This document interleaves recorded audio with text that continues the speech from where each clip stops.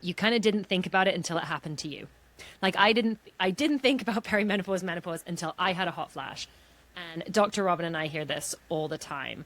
And it's actually something that you do touch on in the M Factor, right? Which is we hear about puberty, we hear about childbirth, and then radio silence. Drop. Why do you think that is? Why do you think that there's this black hole?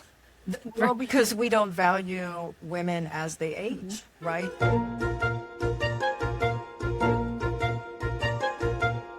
Welcome to Modern Menopause, a podcast by Parlor Games. I'm Morven, one of your co-hosts. I'm a licensed mental health therapist, and I'm here with my other co-host, Dr. Robyn. She is our consulting physician and all-round expert on everything from midlife to menopause and so much more. Now, this episode, we have an incredibly special guest, Denise Pines. I'm going to read some of her bio. She has so many accolades under her belt. If I was to read all of them, I think we'd be out of time. But she's incredible. She is one of the producers on The M Factor, an incredible documentary about menopause. She's co-founded Tea Botanics, which is a company that has made hot flash tea. She founded Wise Pause Wellness. She has been a president of the Osteopathic Medical Board of California. I believe just the Medical Board of California. And she's doing all this amazing stuff to help open up the conversation about perimenopause, menopause, and I think just midlife in general. So to get started, Denise, we would love to hear a little bit about you from you. Tell us a little bit about yourself. Okay, so I call myself a Renaissance woman. I am an age enthusiast. I'm working at the intersection of health, technology, and film or storytelling. I advocate for age empowerment, mostly women who are at the midlife area. And, you know, my journey started, honestly, when I got a hot flash. I mean, prior to that, to be honest, I was like all in entertainment. And then I got a hot flash, and I like dealing with my health initially, naturally, to see if there's something out there. So I partnered with my doctor, who's a naturopath, and we co-founded Tea Botanics, which you mentioned earlier, which is a line of organic teas that address several of the menopause symptoms. Then these teas now are actually in Target stores. And that led me to really like talking to women, right? And I started hearing like a lot of the same thing, confusion around even just terminology. What is perimenopause? What is menopause, right? What's HRT? And then a lot of women feeling isolated, like nobody was talking about it. And then to where do you go? And that's when I founded Wise Pause Wellness. I knew at the time I was the president of the Medical Board of California, and as the physician here, you know, that's a very influential position. So I knew any doctor that I would reach out to in my state in California that, of course, they would, if they were available, they were going to do it. And so I brought together in 2019 the first Wise Pause, you know, talking A to Z about everything perimenopause and menopause and beyond, and wanted to make sure that women was getting it from the source, trusted information, and that they knew they could follow up with these doctors because they were in their state.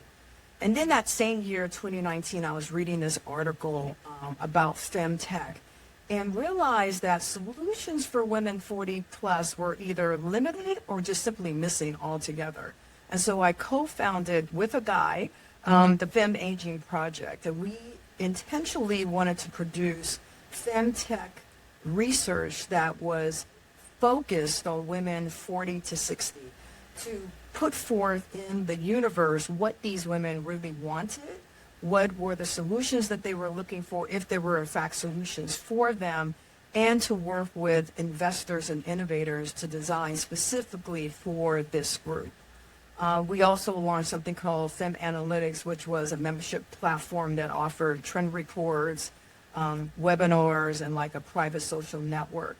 And then within policy, because I've been in medical policy or medical regulation for now 16 years. I'm also on the federation of all the state medical boards.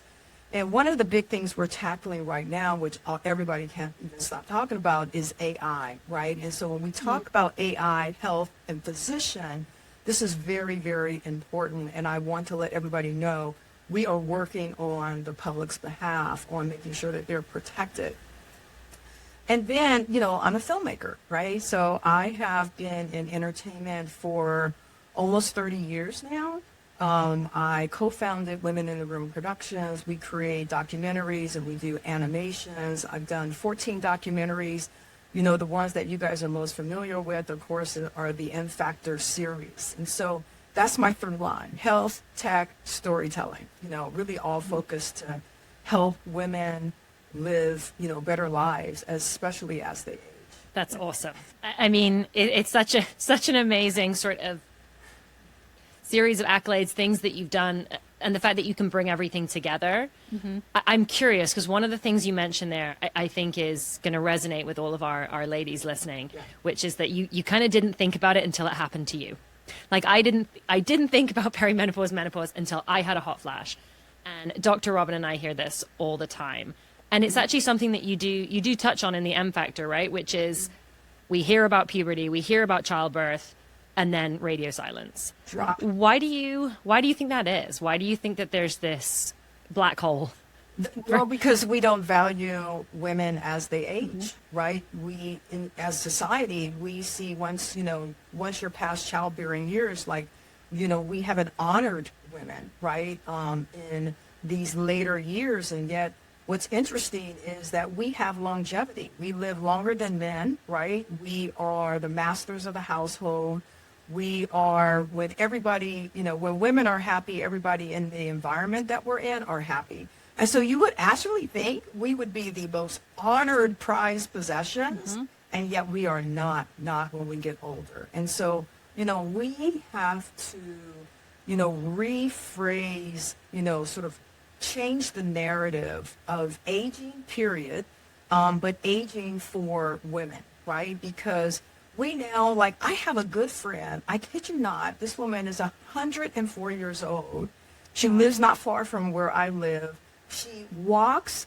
She is smarter than I am. She can remember so many little details. She'll remember something 20 years ago. Remember, Denise, when we did? And I'm like, no, but thanks for reminding me, right? And so there are going to be more of those women. So we have a lot to think about. We have a lot to think about economically. How do we stay in the workplace longer when the workplace sees us as old, right? So how do we change that narrative? How do we combat AI when a lot of the kinds of jobs that AI can do now, administrative jobs, some health aspects of jobs, or jobs that, education, or jobs that women hold, right? So how do we, protect women who have those particular jobs as they age as well? So, I am, really here to sort of change and reimagine, what it's like to be an experienced person, as we gain years in life, right? And so, aging, pro-aging, we have all these words. I don't like anti-aging, but all these other words that we're using. And even I'm trying to re-language for myself so that when I have conversations in public with people, that I'm getting them to also think differently. But that's really it. I mean, we just have not really valued women, and I think we have to figure out how do we do that. One of my next films that I'm working on is women's longevity. When we think of longevity, we think right? We think, peptides and, taking cold, plunges and all of the other sort of crazy supplement, this, that, all that. But we don't really think about women in this process, and we should, because we actually live longer. And there's some new research that's really, really interesting that is in very early stages. Obviously, we all know, too, that, women's research needs definitely more money. But I think if we can find some of the secrets that actually do, in fact, help us to live longer, we can live longer better, healthy. Because we're not living longer, healthier. We're just living longer, right? So how do we change that? And so that's what this next film will explore. Oh, I love that. A couple of things that raises for me. When I'm working with clients, and I work almost exclusively with women 40 plus for hormones and menopause, perimenopause, and that type of thing. And I, agree. The goal is like to live your best life, have fun and enjoy it, make memories, be active as long as you want to, do all those things. Yeah. I think women don't get this particular conversation very often, with everything that women are experiencing, getting older in the workplace, experiencing menopause in the workplace, and caring for kids and aging parents, and all the things that we have to do. There's this pressure to not age, right? To keep their old bodies or bodies of their youth and not have wrinkles and pretend like nothing's going on. And yet, one of the things that resonated with me really great in the M Factor is like how things can be so much better. And this part of our lives can be actually, amazing. And we can see this change as positive versus negative. Yes. And so how... I'm curious, and both of you, we can spitball this because I want women to hear it. Like, how do we do that besides just how do we bring that conversation to people? Like, what you and your friend are a great example,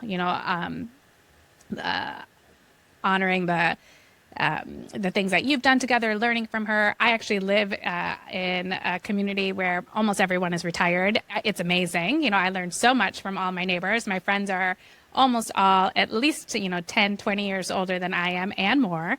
And aging can be such a beautiful thing, and we learn so much. Exactly. Yet we're all kind of stuck in this anti-aging time. I mean, it's what you're doing, right? You have this podcast, you have your community. I think the more that we can talk to women and bring them out of the shadows of how they've been feeling, one, so they can get help that they need so they don't feel crazy like that, right? I mean, what's crazy about when this happens, like, your family going like, life is good, I'm starting to get my promotion, and then what's happening to me, right? Like the sweating, or like, oh my God, is that John that just came in? I can't even remember his name, and John's talking to you and you're trying to remember what John's name is. So you don't even hear what he's saying to you about what we're working on. I mean, this happens to me, I won't say a lot, but it does happen to us. And so I think it's allowing us to be in the moment of the changes, saying it's okay. Hey, there is help. There's, HRT if you want to take it. There's bioidenticals if you want to take it. There's natural solutions. There's, hey, you got to change some of the things that you've been doing. Hey, you've been doing this for 40 years. You're at a midpoint of a reset, right? I always call what I like about this moment is it shakes us up, right? Because some of us have been, just riding along. And there's some things that we had in our 20s that we wanted to do, but maybe we had kids, maybe we started, working and growing in that career, but we may have had another little passion. And this is a time for us to come back to us, the individual, not me, the wife, not me, the mom, but me, the person living in this life in this moment and deciding hey, do I like the relationship that I'm having with my kids? Maybe I need to change that a bit, right? Or with my spouse or partner, or my job. Hey, if I'm 43, I could actually work another 20 years, possibly get pension, but definitely get some more Social Security. I can do something different. I don't have to stay at where I'm at. So I think this is a good time for us to reset, reevaluate, right? Not necessarily redo us, but to see if it's serving us. And if not, make the changes that we can make because we actually are going to have the time, right? I used to, when I grew up, I thought people died in their 60s because all the people around me died in their 60s. So, this is what I thought in my mind. So for me, I felt okay, I've got to get all these things done in life because I'm going to die in my 60s, right? And by the time I kind of got to 30, I got oh no, people don't die in their 60s. People who don't take care of themselves tend to die in their 60s. And what did that really mean? And I was an asthmatic child. So I, had this health issue almost since birth. And it sort of somewhat defined me all the way up until I was 18. And what I mean by that is I had exercise-induced asthma. So I couldn't run and play with kids or I'd get an asthma attack. My parents were always taking me to the hospital, for asthma.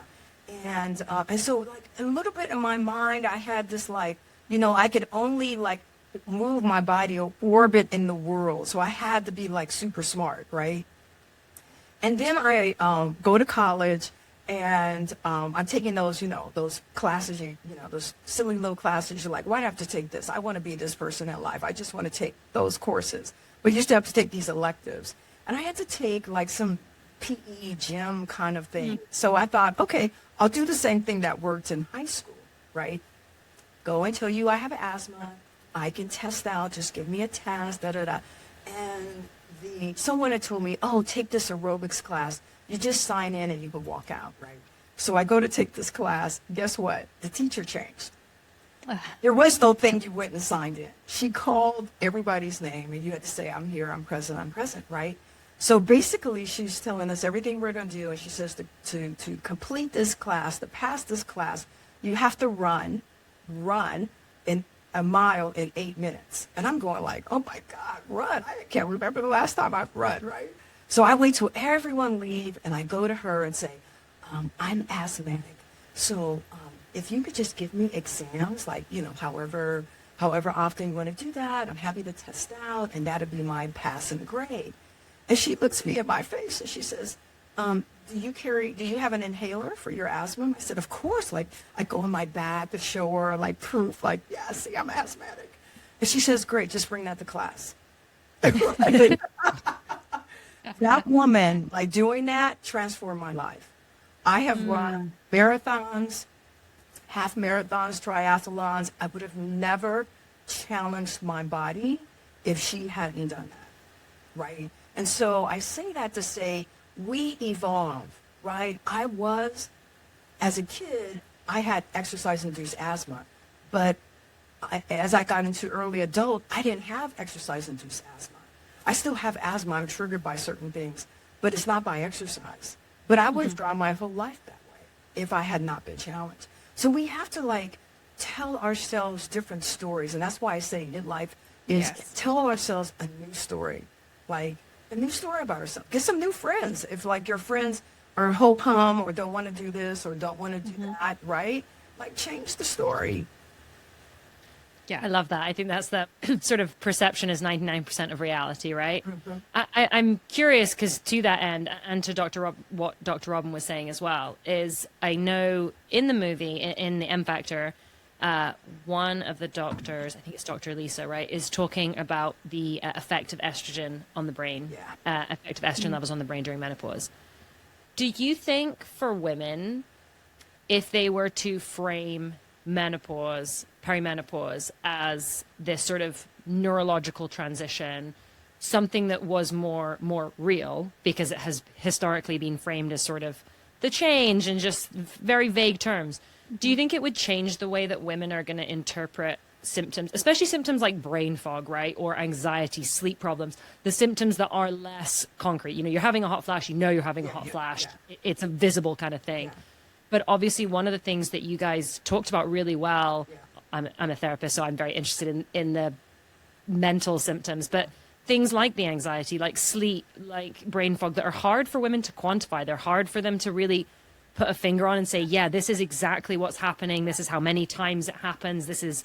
Whereas a hot flash women can maybe say, yeah, I have about 8 a day or whatever. Yeah. Do you think that sort of changing how women interpret it, if they saw it as more medical, if they saw it as more something different altogether, do you think it would change the way women sort of interpret and respond to those challenges? I think so. I think it would make them seek solutions, right? If we didn't pacify it as, oh, that's just, it's having a brain fog moment or a brain farts or whatever, however we want to sort of term it, and we pacify it as opposed to, oh my goodness, I used to be able to remember this or remember that. Now I got 15 sticky notes around my computer. I think if we like say it's really a thing, and really help to educate women around what is actually happening, right? What happens when estrogen decreases in the brain? There's other things that happen too along this decrease, right? GABA decreases. There's other things that increase. There's the lack of sleep, and what happens when you get lack of sleep. Of course, you're going to have short-term memory and a lot of other things, right? So I think if we educate and not like overly talk about it from a high medical, but just like very simple statements around what is happening to your brain, and also talk about the importance of sleep and how we help people to get sleep, better sleep, right? I'm one of those people that I have a hard time. I can go to sleep very easily, but I can wake up in like 3 hours or 4 hours. And, one time I tested myself and found that 6.5 hours sleep is really like good for me. Longer than that, like not so much, right? But I don't get that. I get maybe 4 hours sleep, right? I might lay in bed for like another hour and a half, but 4 hours is kind of it. And so I've tried to do a lot of things. I've talked to, a sleep doctor, and what we found is that, I exercise, I don't smoke, I barely drink, all of the things, but I take a nap, not in the day. Like when I'm sitting and watching TV at like 9 p.m., I will nod off for 30 minutes, right? I'll wake up at 9:30. I don't usually go to bed till about 11, but I actually got a nap. And that nap, that close to bedtime, is actually a disruptor to my sleep. So what we've been doing is working to get me to like when that night, like when that starts to kick in, like I just stand up, right? Not to do anything. I'm not going to run in place and then start, revving my body up. But just I go and I do something. I call it butting around. I'll go and butt around my house, right? Like, oh, do this. Oh, put that there. Oh, let me put the dishes away. Oh, do something that prevents me from like falling into that nap. And when that happens, I actually sleep like 5 to 5.5 hours, right? So we all have to find our thing, because for all of us is something different that is either we can't fall asleep, right? Or we can't stay asleep. But there is something for each of us that's different that's causing that. And we have to find that out. We have to not make out like, you not sleeping is your fault, right? Or you not sleeping, there's a generic solution for everyone for that. It's really not. I love that. Yeah, I think it's a tough one for women. I know Dr. Robyn and I talk about this a lot with regards to salivary hormone testing, cortisol testing for women in this phase of life. And this kind of segues into sort of talking about HRT and that kind of thing, but sort of women understanding their bodies better in this phase of life. Whether that's so, you know what? Not to interrupt you, but that's so hard, because what have we been taught about our bodies? They've taken health education out of schools, right? Or if they do have it in schools, it's like an external group comes in, like definitely in public high school, and is taught maybe 2 days, and that's the extent of it. So what point are we less? I think now about actually about our bodies? So we aren't. I mean, I remember having health ed when I was in school, but still that didn't really have me understanding this particular aspect, because they definitely didn't talk about perimenopause or menopause at all during those years. So I mean, we can't just simply say women need to understand their bodies. It's how do we start to teach society, starting with our children, about their bodies, so then when they get to these points in times in their life, their transitions, that they understand. I mean, it's even for like pregnant women, right? So, after I have a baby, I actually feel like I'm in perimenopause until, my hormones come back and equalize to where they were before, but they still have the same ebbs and flows and the hot flashes and all of the things that that perimenopause women are experiencing. So, I don't want to just say, women need to learn more about their bodies. Like, that's a really hard task. right? Because learning about your bodies, I got to even just learn where exactly my heart is. It's not where most people think it is, right? I got to know where my kidneys are and where my liver is, right? It's very complicated. So how do we do that in a way that women can actually embrace the learning? I mean, it's a huge question, right? And it goes back to, well, one thing that I is really interesting in this day, this time of our lives is we're starting to have the conversation. So Yes. we're starting, Yeah. which is really nice. I've been practicing for private practice for almost 20 years. And when I started, there was none of this.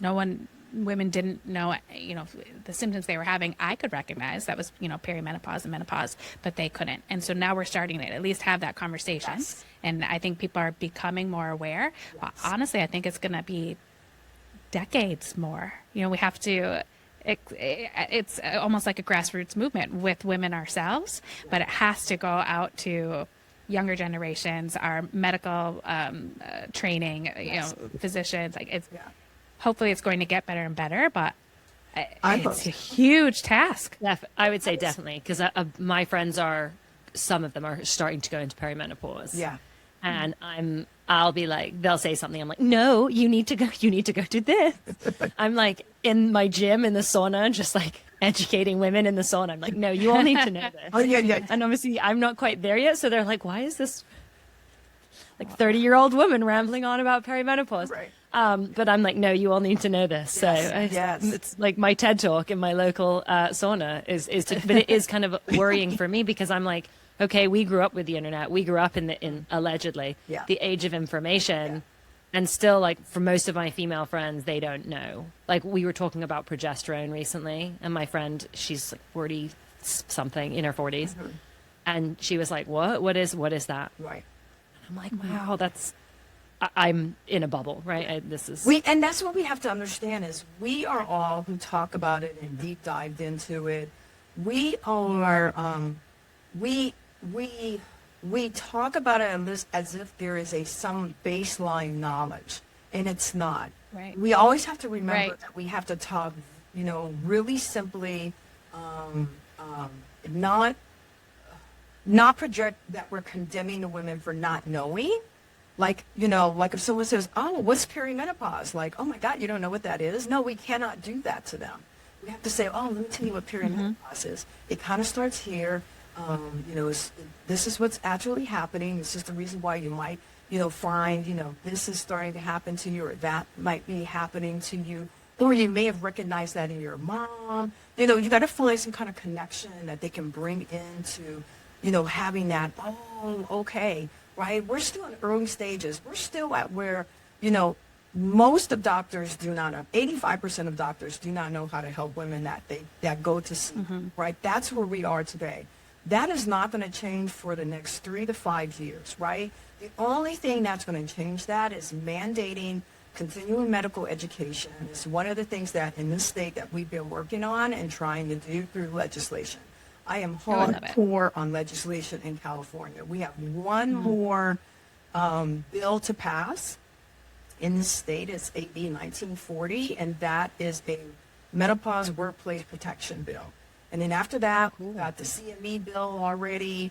The governor has put into the budget, which once you can get something in the budget, you can keep that line item in the budget forever, and you can actually work to increase that. So we have where you cover medical coverage, for treatments are covered, education and awareness, through the Department of Health of California, as well as we will offer physicians 2 credits for, every hour, 2 hours credit for every hour of CME they take for menopause. So we have to do something to ratchet up the level of knowledge of doctors that these women are going to see. So what's happening is we are giving women all this information, and they're running to their doctors, going, doctor, I think I'm in perimenopause.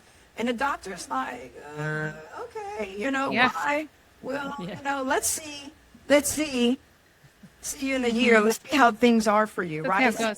Right? And so they walk out like, oh my God, well, okay. like that, because you only got 12, 15 minutes, right?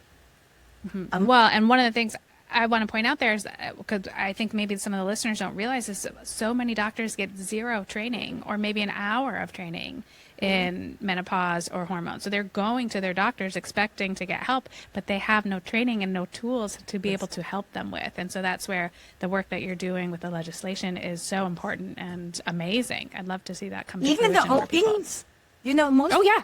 most people think like OBs are like the experts and they, were trained in perimenopause and menopause and know all the, the drugs and the drug applications and all that. They do not. If I was an No. OB, I wanted to deliver a baby. That's what I think. Yes. Right? Right? Well, and absolutely. And I've had several women tell me that they're going to go to their endocrinologist for hormones because that's what an endocrinologist does, right? Is hormones. Not this type of hormones. They do diabetes. They Yes. do maybe some thyroid imbalance. Not this type of hormones. So glad no to one see has training in this. When we do, so both, for both our films, we did pre and post surveys, right? So we had 25 to 28% of the attendees of our films were providers. And what we found is endocrinologists and general practitioners were the worst in knowing how to treat menopausal women. Oh, wow. Endocrinologists. We did it Yeah, in the first film, and the same results showed up in doing the second film in the survey.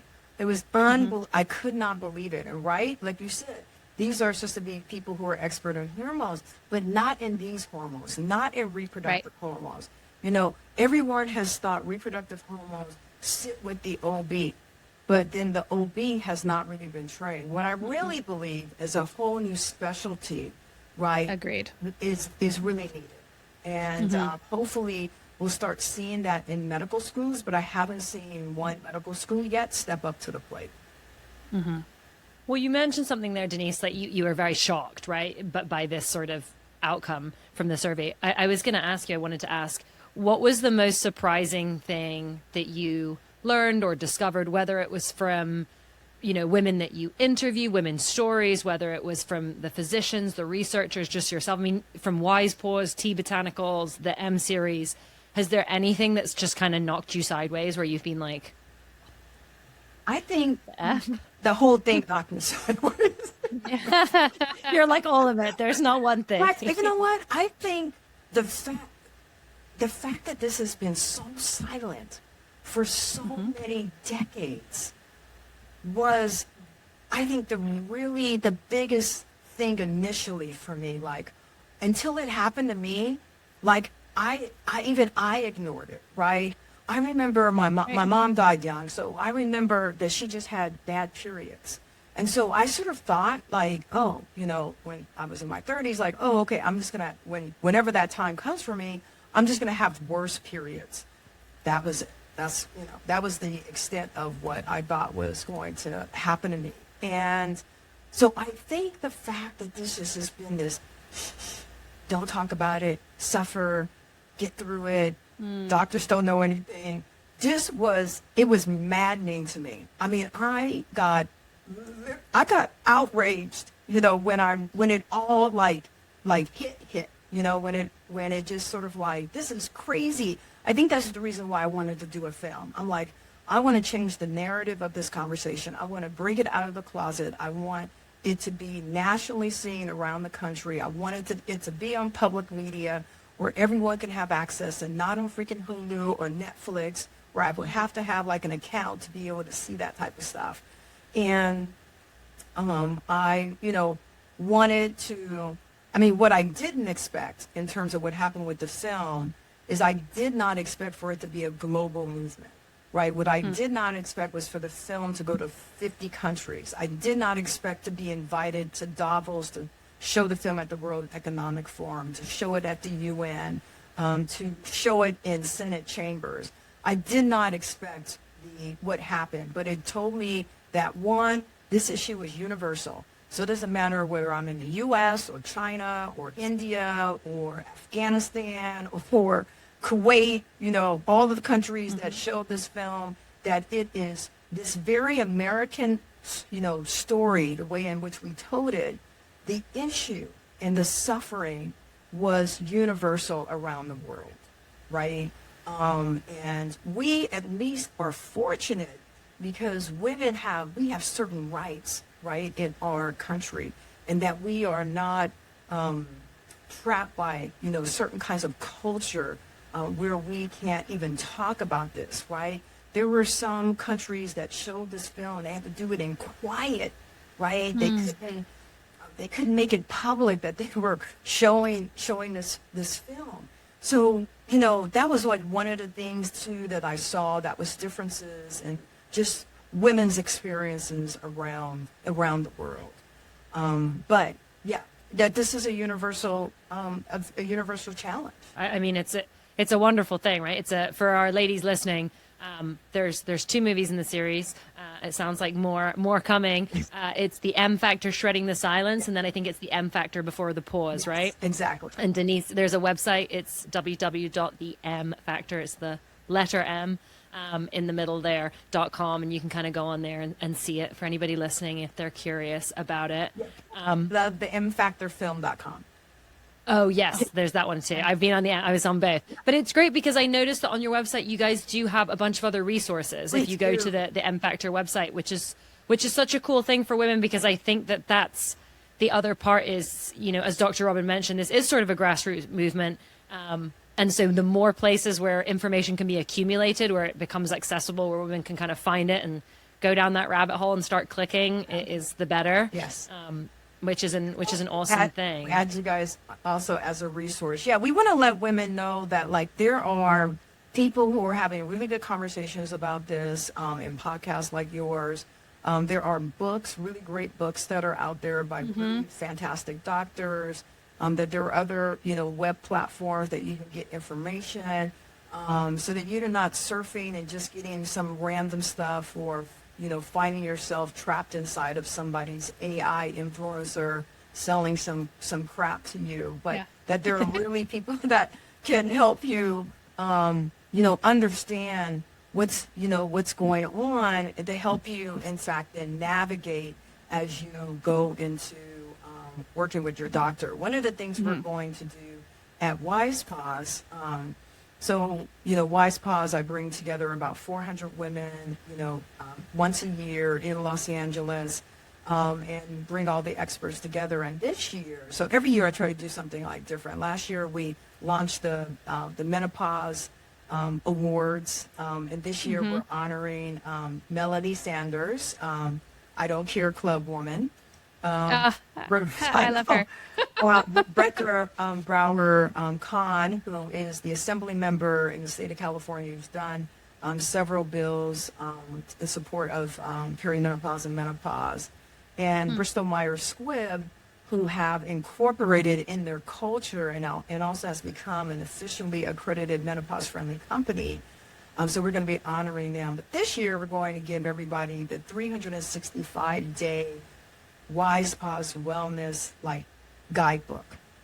What I find is that sometimes we can overload women, right? One time I saw a woman who she had got my number and called me and said, "Hey, I heard about this event called WisePause and I really want to go, but can you tell me more about it?"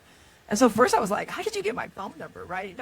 And so but after that I talked to her and she came and I said, "Make sure you come to me and introduce yourself." So she had introduced herself that morning. And by that afternoon, I saw her leaving. I said, "Hey, there's still so much to go." And I said, "Why are you leaving?" And she says, "I'm overwhelmed." And I said, "Well, what did you come for, really? What was that one thing that really was distressing you?" She said, my mind or my brain, right? I said, "Well, that's the session that's about to start in about 5 minutes. So don't leave until you see that, right?" And so what I realized is that it is overwhelming to hear all this information, for the first time. Again, we hear it all the time. We're always talking about it. But when you hear all of this, you're just like, "Oh my God, what am I, you're kind of like that, right?" I see women, writing all the time at the event. And so the 365 is every single day, we're giving you something for you to do. Right? So that you don't feel like, what should I get started on? Where should I go? And we have them in categories really by the week. And so you could go to gosh, I listened to that person talk about, menopause and oral health. I'm going to focus on that because, gosh, I can't remember the last time I got to the dentist. So let me start with that 365, sort of checklist area. So that's what we're going to do this year. I'm really, really excited about it. I've been talking about this for like the last 2 years. But we're also inside of that going to give, this is another thing I always talk to people about is, have like a, sort of a checklist that when you go to the doctor, right? Just don't show up to the doctor. Yeah. You've got 12 to 15 minutes. If you're fortunate and you're affluent, you can pay for a doctor. You're going to get about an hour. But still, even if you have an hour, like go and don't come in with 15 symptoms. Like nobody can process that. Come in with the top 3 things that are really, really bothering you. And like, have some kind of documentation around it. Have information about what you've already done or, if you've taken like, whatever, some supplements or whatever, and bring those things, right? So the doctors can look and see what some of the ingredients might be in there. Talk about, having there like what your family experienced, like what maybe your mom or an aunt may have had. So when you're sitting down with the doctor, you're actually having a really very engaged conversation. And this isn't just a one-sided them to you, it's you back and forth. And then you have here where you've agreed to what the treatment plan is, or either what you have discussed as the follow-up, right? And so when you leave out of there and you leave out of there feeling full, you leave out of there feeling like, I've got a plan, I'm going to get better, and just like Bill's thoughts even help you to get better. So that's what we're going to do this year. I love it. Awesome. Is that resource, what about for women who aren't attending Wise Pause We're this going to year? put it on the website. So we're going to put it on wisepause.com, and you will be able to like download it. It's all of it's free. I believe I believe in a lot of free. I do. I mean, like, in this space, I mean, I have my products, obviously, that's, I think that's where like my, kind of capitalism hat will come on. But in terms of this kind of information, I just want women to have, what they need, because this is going to be a long journey. We're talking millions and millions and millions and millions and millions of women. And we have millions coming in. Like every year we have millions come to this space, right? So, again, how do we change it? One of your early questions is we have to start valuing women. Women have to feel as if they can get help and that help is available. And then they can feel empowered during this time in their life. And they can stand up and advocate for their own selves, whether it's, at work, whether it's, in the public, or whether, they decide to engage in policy. I've had a lot of women who have listened to me like a show like this and reach out and go, Denise, women who were in the state of Connecticut heard me talk about these bills I was working on. They reached out and they said, what can we do? And I said, okay, let me tell you how you do it. I said, I'm inside medical regulations, so I know how bills happen. I know how you write them. I know how you work with your legislator to get them passed. I know how you engage the public. I know how to get a bill passed, right? And I taught them everything, right? And guess what? In the state of Connecticut, they got a bill passed. Oh, I love it. Yeah. Awesome. Okay, well, for our ladies listening, we're just about out of time. Be sure to check out Denise's stuff, The M Factor. There's 2 different movies, like I said. Wisepause.com, I believe Denise mentioned already. Tea Botanicals, if you're looking for some hot flash tea, there's a bunch of great stuff that Denise has been involved in. This podcast will be going live, obviously, pretty soon. We'll have some links in the description to where you can find some of this stuff as well. If you enjoyed this episode, be sure to like, be sure to follow, subscribe so you can hear more great stuff from all of our amazing guests that we have on. Denise, a huge thank you to coming on and talking to us, talking to our ladies. We have a lot of them. We have a group for them, actually, as a private group, and they talk about this stuff. It's so amazing. Right. I think there's about 60,000 of them in there now, and they all talk about it, and they educate each other, and it's super cool to see. And so we love to share stuff like this, where we have, women who have kind of done all the stuff that you've done, who've done, legislation, filmmaking, being on the medical boards. It's so much great information for them. So we really do appreciate it. And yeah, Dr. Robyn and I had a good time having you on. So interesting. Thank you for sharing everything, Denise. No, thank you for letting me share today. We will be back soon, Dr. Robyn and I, with more episodes and more guests.